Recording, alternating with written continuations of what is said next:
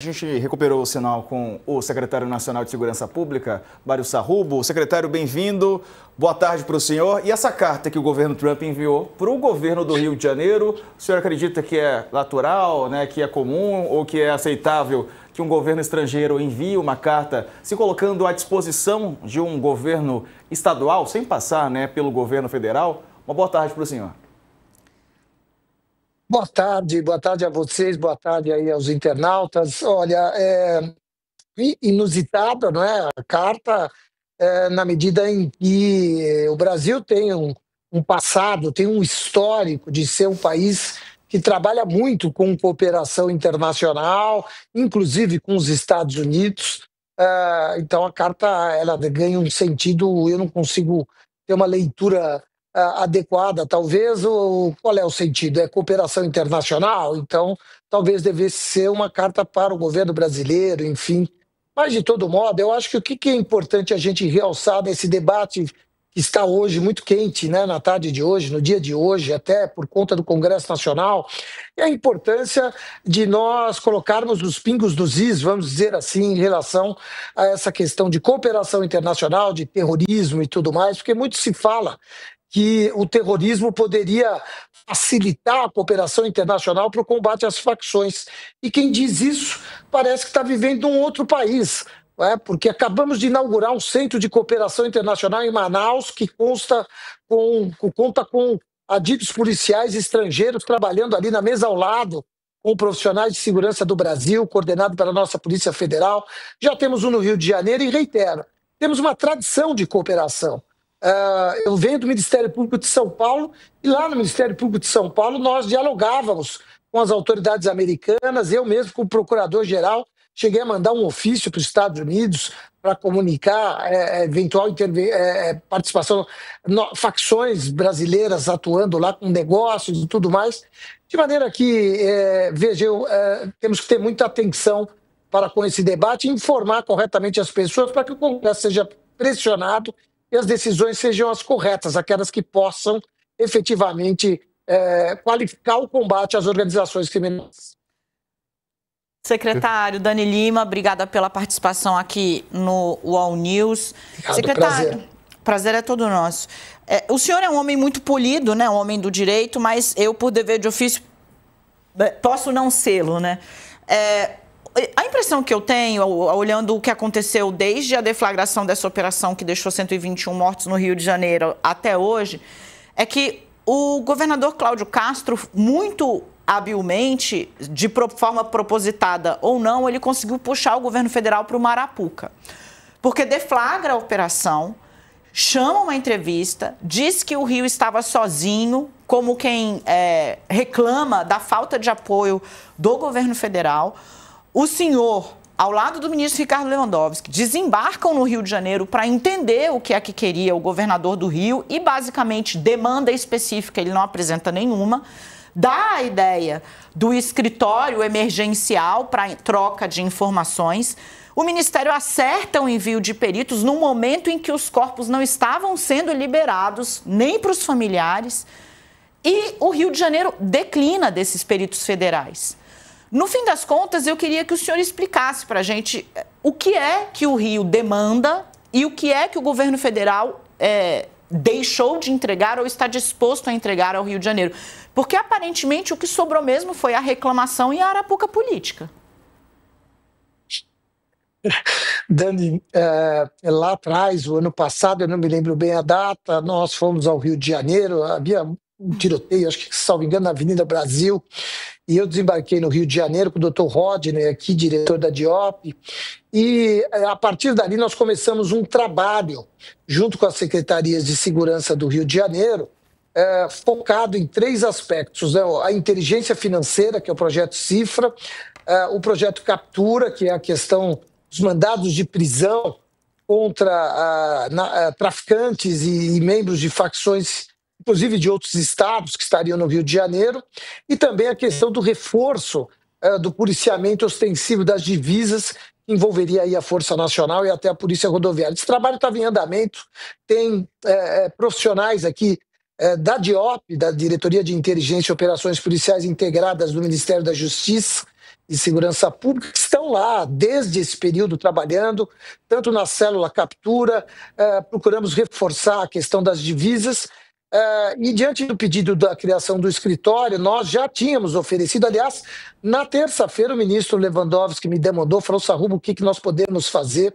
E eu já pensei, olha, a capilaridade que nós temos, por exemplo, com peritos, se for grande o número de mortos, a gente pode ajudar aí com necrópsia e tudo mais, não só com necrópsia, mas com balística, com perícia nas armas para saber procedência, tudo isso. São expertises que a gente pode recolher por conta do trabalho em rede que a gente faz aqui no Ministério, fora os profissionais da Polícia Federal, que tem também um corpo muito competente e técnico para esse tipo de trabalho.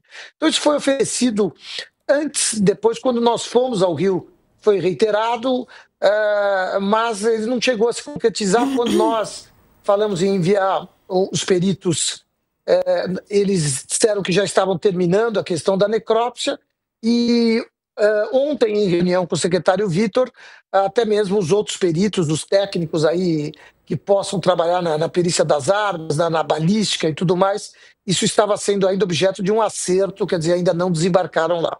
Então essa é a história e realmente nós estamos aqui à disposição, estabelecemos alguma governança ontem lá, temos uma equipe aí que vai conversar, estamos, evidentemente, o governo federal à disposição para avançarmos, insisto, principalmente em inteligência financeira e num combate, digamos, qualificado aí ao crime organizado. Doutor Sarrubo, boa tarde. Leonardo Sakamoto aqui, obrigado pela presença também. Doutor Sarrubo, como é que o senhor está tendo que tratar desse assunto com frequência, o senhor e outros membros do governo, que é exatamente essa tentativa de aprovar um projeto para equiparar facções criminosas a grupos terroristas? Objetivamente, quais que são as desvantagens? O que isso traria de negativo ou o que isso traria de problemas para o Brasil?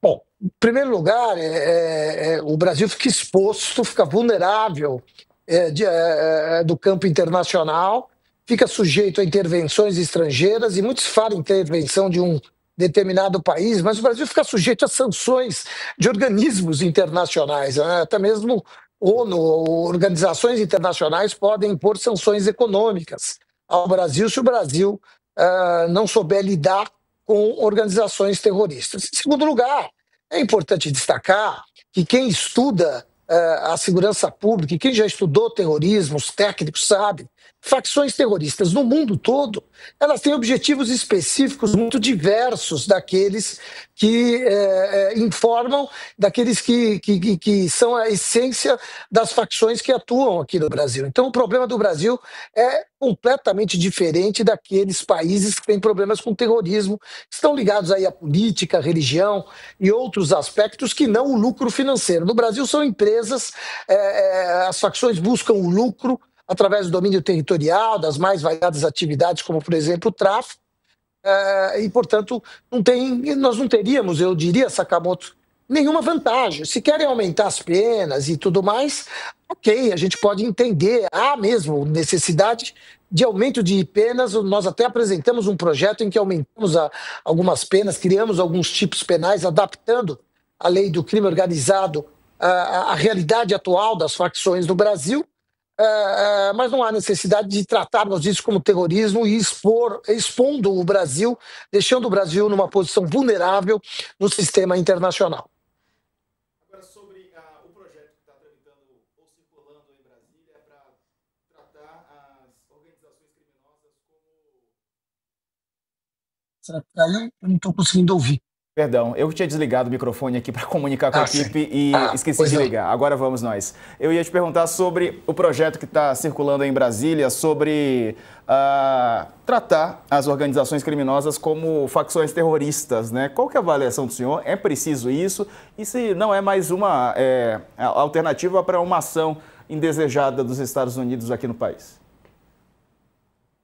Olha, como eu disse, tenho dito sempre, primeiro, as facções que atuam aqui no Brasil não são facções terroristas. O terrorismo tem um conceito diferente em todo o mundo e também aqui no Brasil, previsto, está inclusive definido em lei, é uma atividade ligada a questões político-ideológicas, partidárias, religiosas, portanto é outra coisa, as facções aqui trabalham numa lógica do lucro, do domínio territorial, do lucro financeiro. O Brasil ficaria exposto internacional no prisma, no mundo, sob o prisma internacional, porque isso permitiria que organizações estrangeiras e países estrangeiros pudessem sancionar o nosso país. E, a bem da verdade, eu tenho que ser muito franco, nós precisamos qualificar o debate. E para qualificar o debate, para aprimorar o combate às facções, precisamos trabalhar com evidências científicas, ver o que funcionou em outros países e o que tem funcionado em outros países em termos de contenção da criminalidade é um misto de inteligência e retomada de territórios, notadamente para aqueles que têm territórios dominados, como é o caso do Brasil, em especial do Rio e outros estados do Brasil, inteligência financeira e retomada do território com uma overdose de serviços, né? O Estado efetivamente se apresentando e substituindo o ciclo econômico do crime, estancando aí o recrutamento das nossas crianças e dos nossos jovens. Portanto, precisa sim de polícia, precisa de operação inteligente, técnica que acerte no alvo correto, o Estado entrando em seguida, se apresentando e levando às pessoas os serviços necessários. Secretário Dani Lima, aqui, eu sei que o senhor está falando bastante com a gente aqui de Rio, mas eu queria falar um pouco sobre essa operação que teve hoje nas regiões Norte e Nordeste, onde, de novo, a polícia conseguiu encontrar braços financeiros suspeitos de ligação com o PCC, utilizando postos de combustível para lavagem de dinheiro, e sem vítimas, né? Porque o que eu estou entendendo é que a política embarcou nessa pauta, facção vai virar terrorista e tal, com pouca reflexão sobre o dia seguinte, o impacto que isso pode ter, inclusive, na visão internacional a respeito do Brasil. Mas acho que é importante explicar também o que está sendo feito no resto do país contra a mais poderosa facção criminosa do país, certamente, que é o primeiro comando da capital. Olha, eu tenho visto, eu digo sempre, Dani, eu tenho viajado bastante o Brasil, eu tenho visto muitos bons projetos em estados do Norte, do Nordeste. Amanhã mesmo, aqui em Brasília, teremos uma reunião com o Consórcio Nordeste, uma reunião que está marcada já há muito tempo, para alinhamento de políticas e trabalhos entre os profissionais de segurança pública para o combate ao crime organizado, para a segurança pública como um todo. E é dessa forma que nós temos que trabalhar. É inteligência, são ações cirúrgicas e que possam interromper e mais do que isso, que possam asfixiar financeiramente essas facções para que o resultado venha e se possa, inclusive, fazer operações policiais na sequência e retomem territórios e tudo mais. É o fluxo financeiro, é o chamado follow the money. Todos nós sabemos disso há muito tempo. Não podemos fugir dessa regra, que é uma regra universal e a única regra que tem dado resultados positivos. Essa operação de hoje é um dos exemplos de que é possível se fazer e que há, sim, muita luz no final desse túnel. Deixa eu só me corrigir aqui, Sarza, o Sakamoto me alertou, né? A operação iniciou o dia sem nenhuma morte, mas no fim foi computado uma vítima na Bahia. Preciso corrigir aqui a informação. Tá certo. Sakamoto, uma última pergunta? Sim, doutor Sarrubo, como é que está o... Porque é o seguinte, além da questão da discussão da lei das facções, além de toda essa discussão que estamos sendo travada no Congresso sobre aumento de pena, tem toda a discussão de integração dos sistemas, de toda a discussão da política do Sistema Nacional de Segurança Pública. O ministro Lewandowski tentou, né, dialogar e tem muitos governadores que insistem que isso vai reduzir a autonomia dos entes federados, dos estados, caso seja aprovado. Como é que o governo tem respondido isso? Isso vai diminuir a autonomia ou não? De modo algum. O ministro Lewandowski foi muito democrático, como é da sua essência, na discussão dessa PEC.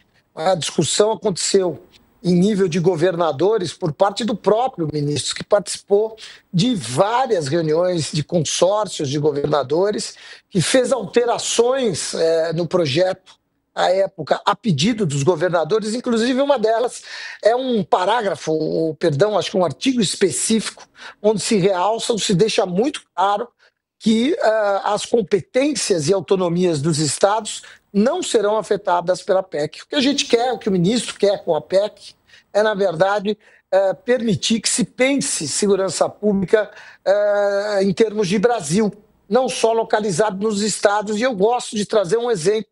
Se nós tivéssemos, talvez, a PEC lá atrás, no início dos anos 90, quando crime organizado era um problema de São Paulo e de Rio de Janeiro, mas se naquela época nós pensássemos a segurança pública em termos de Brasil, talvez essas facções não tivessem crescido tanto, não tivessem chegado aos outros estados. É disso que se trata, é de construção de políticas públicas através do diálogo que possam ser nacionais, respeitadas as autonomias de cada ente federativo. Portanto, precisamos ser honestos nesse debate. Basta ler o projeto para se saber que não há nenhuma limitação às autonomias dos estados no projeto de emenda constitucional. Perfeito. Conversamos com o secretário nacional de Segurança Pública, Mário Sarrubo. Secretário, obrigado pela entrevista. Um abraço para o senhor, bom trabalho. Muito obrigado, um abraço a vocês e a todos os internautas. Valeu. Obrigado.